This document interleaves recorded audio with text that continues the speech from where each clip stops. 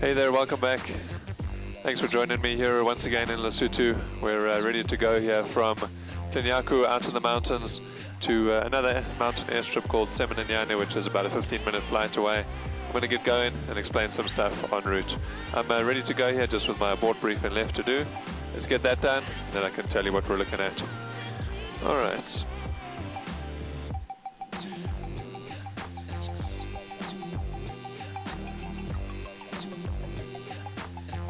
Okay, my abort point will be the bush on the left over there by the third marker, airborne, or I'll abort if I don't get a good power check, or a speed check by the bush. Airborne past the abort point with an engine failure, 6 Gs. Glide in at 65, grass is going to be a left-hand turn, along the river for the fields next to the river over the small ridge. And gas, gab, guts, and get out. Okay, time, passengers, not applicable, brakes, checked, flaps are set, and wind is checked. Alright, I'm ready to go here. So we're taking off here at Tlanyako, which is a nice little airstrip. I've just dropped off some pastors here for the week, and I'm now heading across to Semenanyane to pick up some nurses who are heading back to Maseru. So let's go ahead with the takeoff, and then I'll talk to you more en route.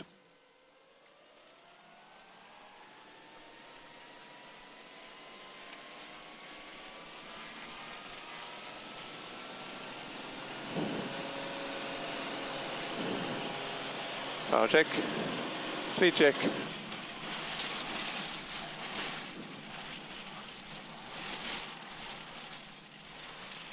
And abort in. Alright, that's some chickens run out on the runway there. So I aborted just before the abort point.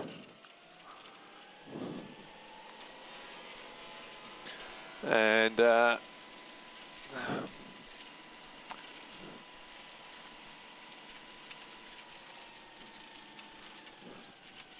there they run back across. Hopefully they'll get out of here now. It's always hard with a chicken. Like, I could go, but I still don't want to hit a chicken with my prop when I take off. So, you know, I saw those run out just after I put power. I was watching them, and just as I hit the abort point there, they, you know, they weren't moving. So I cut the power and stopped. And hopefully they will now stay off, and we're going to try that again. So I'm going to go through my takeoff checks again quickly.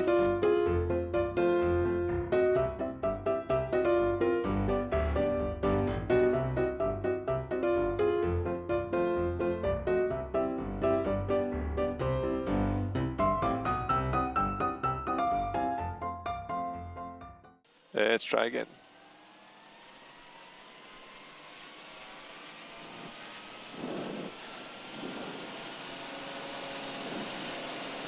Power check, speed check, and continue. Flaps up.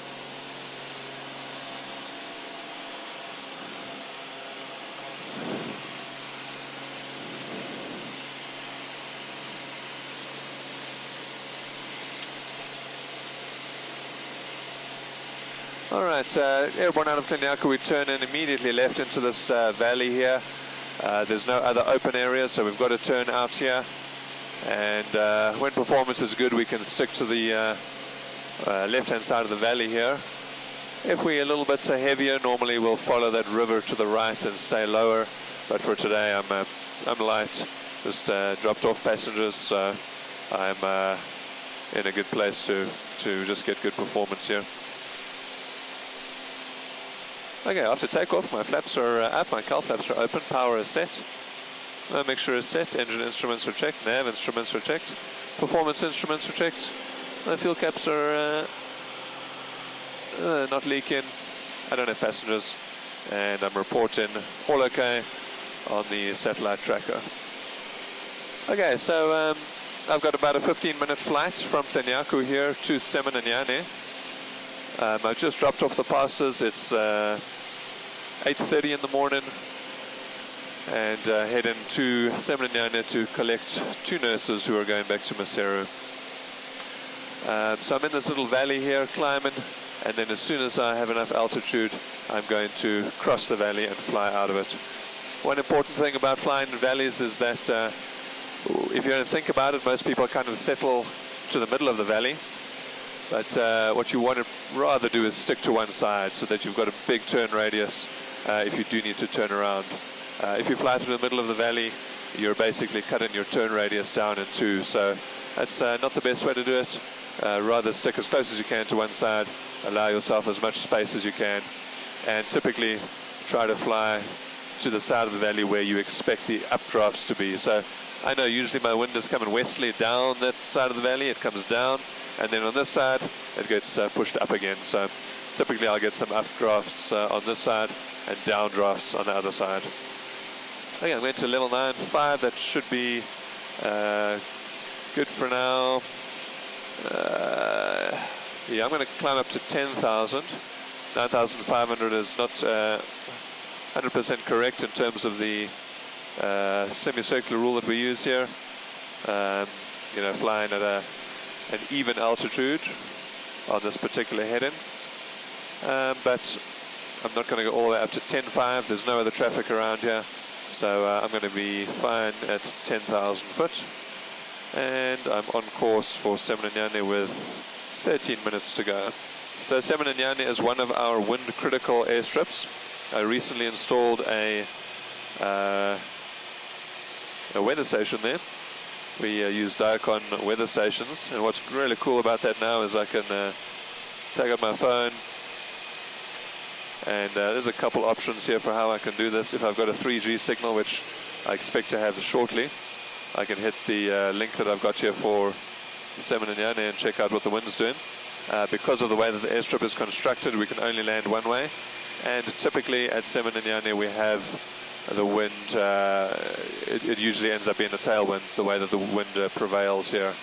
Alright, so I'm seeing here my current conditions, 2.5 knots of wind with no gusts, so 2.5 is great. So let's run through our briefing for Semenanyane. So we've got,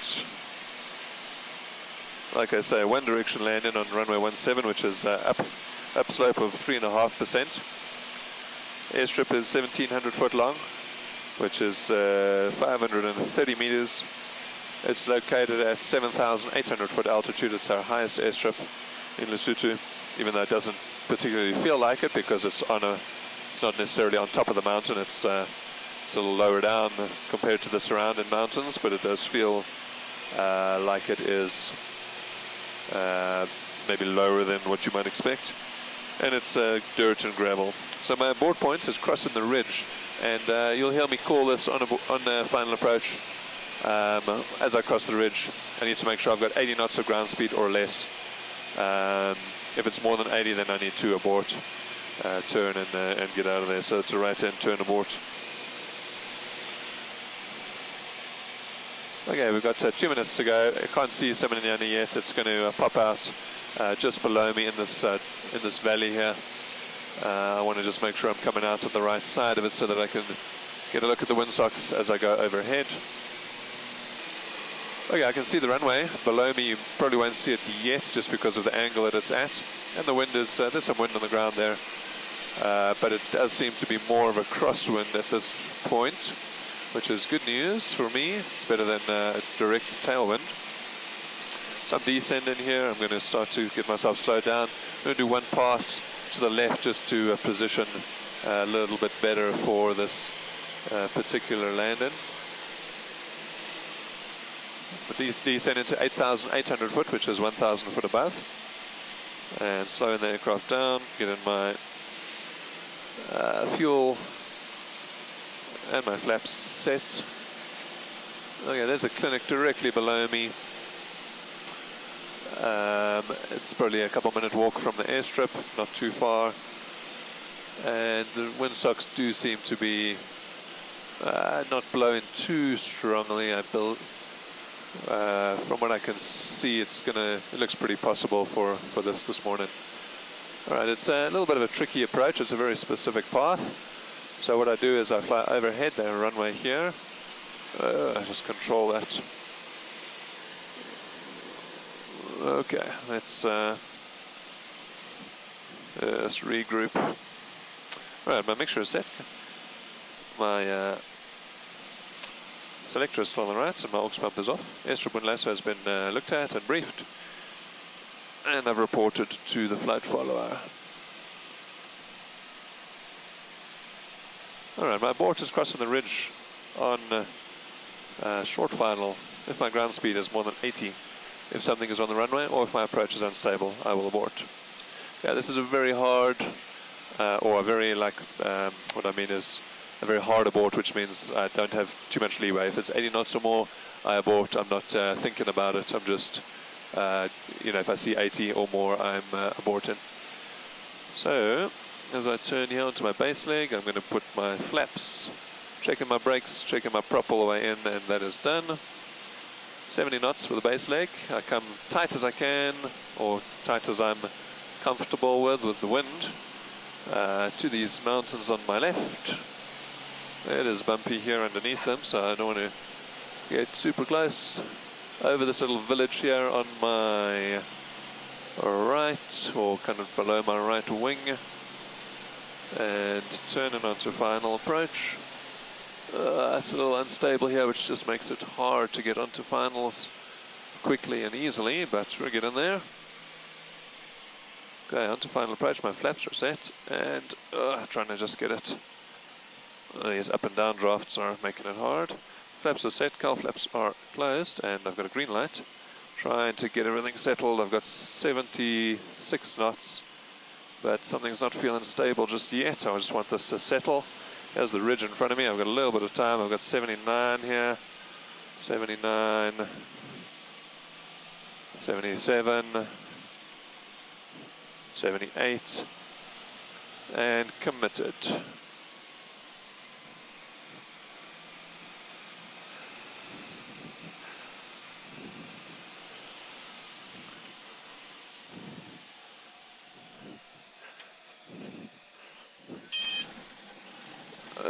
Man, that was very close to being called off at 79 just before the abort point, and it was kind of fluctuating with a bit of instability there, but I felt it was stable enough, and I didn't have 80, and because those two things lined up, I was happy to continue. And it was challenging. You can see I floated pretty far, and that's just with that extra tailwind, just pushes me a little bit. As soon as I get down to the ground, I'm eating up a lot of runway before I actually get the wheels on the ground. So we use a lot of runway, but luckily as soon as I land, the braking is really good with the uphill. So that's it. I'm going to shut down now, and yeah, thanks for joining me. That was a fun flight to show you. Hope you enjoyed it, and that's all for now. Cheers.